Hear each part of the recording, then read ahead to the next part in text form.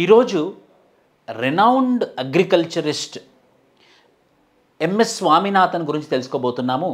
ఈరోజు ఆయనది 100th birth anniversary.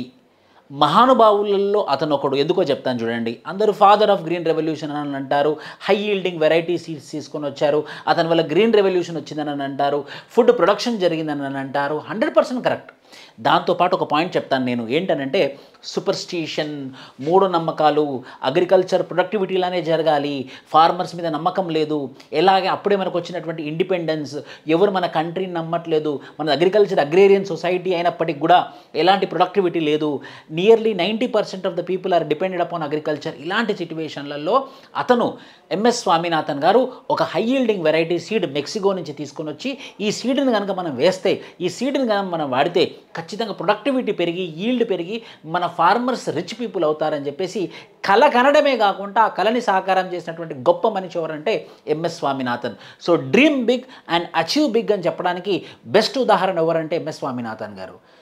We salute you sir.